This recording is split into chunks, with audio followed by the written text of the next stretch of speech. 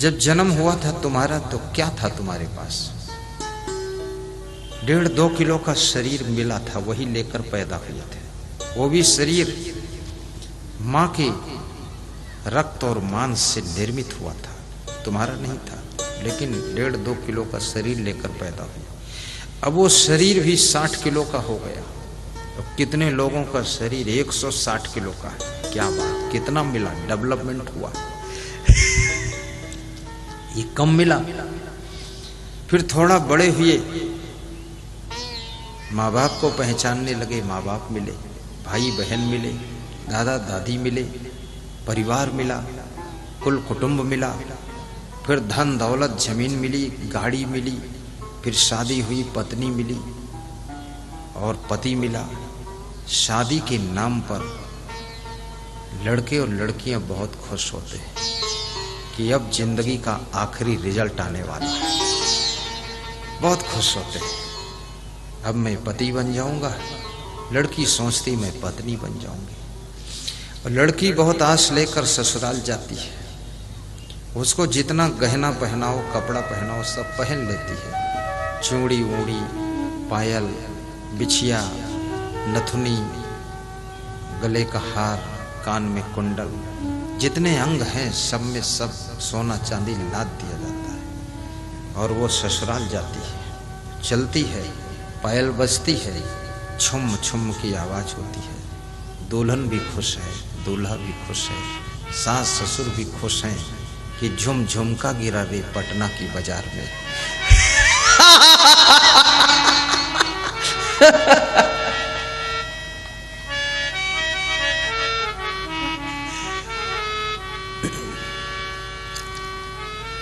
लेकिन ये खुशी, सब चीज तो मिली है, पर ये खुशी धीरे धीरे कम होने लग जाती है। ये खुशी भी बढ़नी चाहिए, खुशी घटनी नहीं चाहिए। खुशी कैसे बढ़ेगी? पति पत्नी, सास बहू, माँ बेटी, सब मिल करके सत्संग सुना करो। परिवार में एक व्यक्ति यदि सत्संग सुनता है, बाकी लोग नहीं सुनते, तो बाकी लोगों की हरकतों के प्रभाव से उस एक व्यक्ति को भी शांति नहीं मिलेगी। क्योंकि जो बाकी लोग हैं वो ऐसी ऐसी हरकत करेंगे, ऐसी ऐसी दिक्कत करेंगे, जिससे वो जो सत्संग सुन रहा है जिंदा तो रहेगा लेकिन शांति से नहीं रहेगा।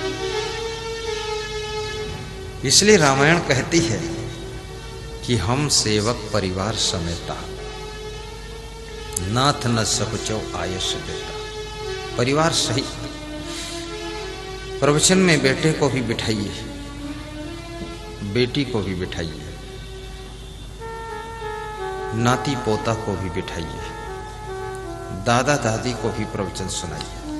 ये मत सोचिए कि दादा दादी की बहुत उम्र हो गई, जिंदगी निकल गई, अब कोई मतलब नहीं है। उन्हीं से ज्यादा मतलब है, क्योंकि दादा दादी जो 70 साल के ऊपर हैं, घर संवारने में, घर बिगाड़ने में उनका बहुत बड़ा योगदान रहता है। दादा दादी का, बूढ़े सास ससुर, अरे पूरा एटम बम होते हैं।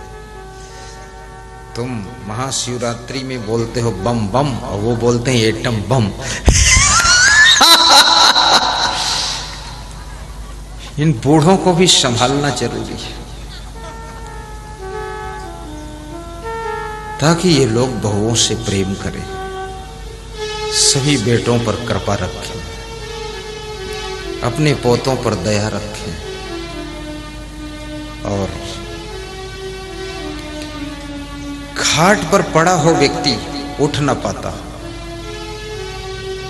उसके कान में ईयरफोन लगाकर उसके खाट के पास में छोटा साउंड रख करके, स्पीकर रख करके उसको प्रवचन सुनाइए। फिर वो खाट पर पड़े पड़े मुस्कुराता रहेगा, क्योंकि प्रवचन से ज्ञान होता है, और ज्ञान से समाधान होता है, और समाधान से मन प्रसन्न होता है। इसलिए बड़े बुजुर्गों को खूब सत्संग सुनना चाहिए। हम सेवक परिवार समेता, नाथ सकल संपदा तुम्हारी। मैं सेवक समेत सुत नारी। इस परिवार को अपना मत मानो। ये धन दौलत, ये दुकान मकान कंपनी फैक्ट्री, इसको अपना मत मानो। स्वयं को ये समझो कि मैं इसका प्रबंधक हूँ, मैनेजर हूँ, मैनेजमेंट अरेंजमेंट करता हूँ। ये सब तो हमारे इष्ट देव का है, मेरा नहीं है। इसको मुझे सही ढंग से संचालित करना है। ये धन भी मेरा नहीं है, धन उन्हीं का है। ये तो उन्होंने मेरी व्यवस्थाओं के लिए दिया है, इसका प्रयोग करूंगा, संभाल कर रखूंगा। धन दारू पीने के लिए नहीं मिला है, ये धन जुआ खेलने के लिए नहीं मिला है, ये टाइम ताश खेलने के लिए नहीं मिला है। कितने 60 साल की उम्र वालों को मैंने ताश खेलते देखा है। ताश खेलते और तमाकू खाते और पास में ही तमाकू की डिबिया रखते और 8-10 बूढ़े बैठते हैं, ताश खेल रहे। नवयुवक इनसे क्या शिक्षा लेंगे जब उनके बेटे देखते हैं कि मेरे बाप का ये हाल है। उनकी पत्नी देखती है कि पति देव 60-70 साल के हो गए, अभी ताश के पत्ते ही फेंक रहे। बूढ़ा तो हो गया, फिर इसको अकल कब आएगी। पत्नियां बहुत मर्यादा रखती है, कहती नहीं कुछ है, बहुत सहती है, पर कभी कभी जोश आ जाता है तो बोल देती है तुम पक्के मूर्ख हो। तो पति को दुख लग जाता है कि ये बात शुरू में बोलना चाहिए था। तो पत्नी मन मन में सोचती है शुरू में कच्चे मूर्ख थे, अब धीरे धीरे पक्के होने में 60 साल लगे, अभी तक सुधरे ही नहीं। कोई नशा व्यसन मत करो। जो तुम्हारी पत्नी बनी है बहुत आस लेकर आई है मायका छोड़कर कि मैं ससुराल जा रही हूं। मैंने कई स्त्रियों को देखा, 40 साल उम्र हो गई, 3-4 बच्चों की मां है, फिर भी वे कहती है गुरुदेव सन 2001 में मेरा विवाह हुआ था, शादी हुई थी। उस शादी का दिन याद करती है, विवाह का प्रथम दिन याद करती है। 3-4 बच्चों की मां है और वो दिन याद करके खुश हो जाती है। लेकिन जब वे 20 साल के बाद वाला दिन याद करती है पूरा दुख में डूब जाती है कि कहां फंस गए इस पीड़ा में। गजब हो गया।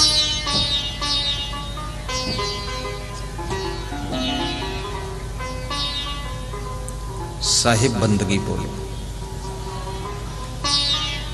आपकी गलती आपके पूरे परिवार को दुख देती है। परिवार का एक सदस्य भूल करता है लेकिन उसकी भूल को पूरा परिवार भोगता है। बड़ों की जब गलत कलम चलती है तो सैकड़ों की गर्दनें कलम हो जाती है और बड़ों का एक कदम जब सही पड़ता है तो करोड़ों के कदम सही राह पर चल पड़ते हैं। इसलिए मैं निवेदन करूंगा, आप कोई साधारण नहीं हो। आप अपने को बेकार मत समझिए। आप ये मत सोचिए कि मैं कुछ नहीं हूं। नहीं, आप बहुत कुछ हो। आप ही तो सब कुछ हो। आप ही तो संसार हो। आप ही तो दुनिया हो। आप ही तो घर हो। आप ही तो शहर हो और आप ही तो दुनिया की लहर हो। आप क्या नहीं हो। आप संभल जाओगे तो ये पूरी दुनिया संभल जाएगी, पूरा शहर संभल जाएगा।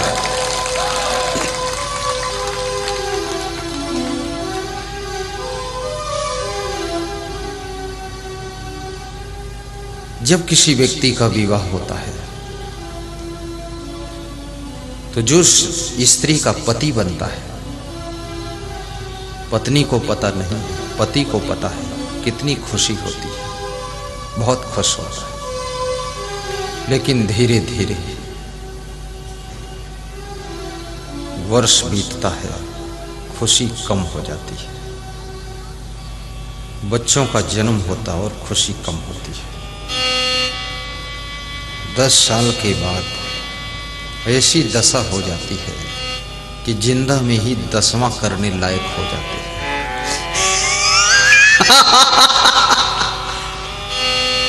इस बदहाली को प्राप्त हो गए। इस घर को स्वर्ग बनाने की जिम्मेदारी आपकी है। ये आपका छोटा सा घर फ्लैट में हो, चाहे ग्राउंड फ्लोर में हो और चाहे गांव में हो, आपका घर है। और वो घर कैसे स्वर्ग बनेगा? 4 काम करना पड़ेगा। दान प्रसंगो मधुरा च वाणी देवार्चनम ब्राह्मण तर्पणश्च। दान करना सीखो। अभी एक सज्जन आए थे, हमारा निवास जहां पर है, मुझे नाम नहीं मालूम कहां निवास है, कोई बता सकता? लापता। तो उन्होंने एक पॉलीथीन में कुछ दक्षिणा दिया। बोले रोज गुरु का ध्यान करता हूं, गुरु की पूजा करता हूं और रोज श्रद्धा अनुसार दक्षिणा रखता हूं। आज दर्शन करने आया तो आपकी जमा हुई दक्षिणा भी ले आया हूं। ये संभालो, अपना धन दौलत परमार्थ में लगा देना। उस व्यक्ति को खुशी है। आपका थोड़ा सा धन धर्म के कार्यों में भी लगना चाहिए। आपका शरीर धर्म के कार्यों की दौड़ धूप में लगना चाहिए। आपका मन धार्मिक कार्यों के मनन चिंतन में लगना चाहिए। और आपकी वाणी धर्म के प्रचार में लगनी चाहिए।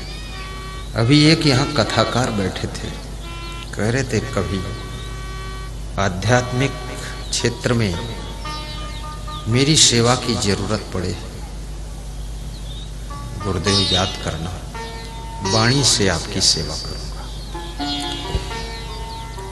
मधुरा च वाणी, और जिसकी वाणी मधुर है उसके घर में स्वर्ग बनता है। कितने घरों में सासू बहुओं में ऐसा रिश्ता है जैसे सांप और नेवला में रिश्ता है। दोनों एक दूसरे को देखते ही फुफकारती है। अब दोनों के बीच में ससुर और पति की दुर्दशा है। वो दोनों फुफकार कर डसती हैं तो अपने बहू तो ससुर को डस लेती है और सासू अपने पति को डस लेती है। और दोनों का जहर वो बूढ़ा आदमी सब बचा ले जाता है। दोनों सोचती हैं सासू बहू कि ये मरता क्यों नहीं है, जरा हमारा विनाशी क्यों। इतना इसको हम लोग कहते सुनते हैं, सब पी जाता है। उसको भी ज्यादा मत सताइए, टेंशन मत दीजिए। टेंशन किसी को यदि देते हो तो इससे बड़ा कोई पाप नहीं है।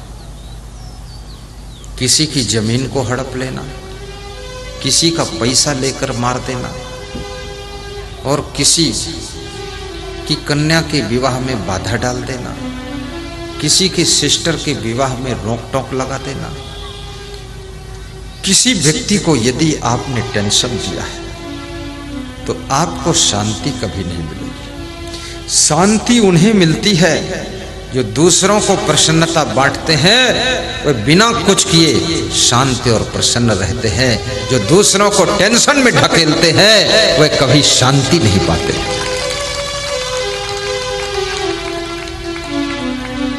साहिब बंदगी बोलिए।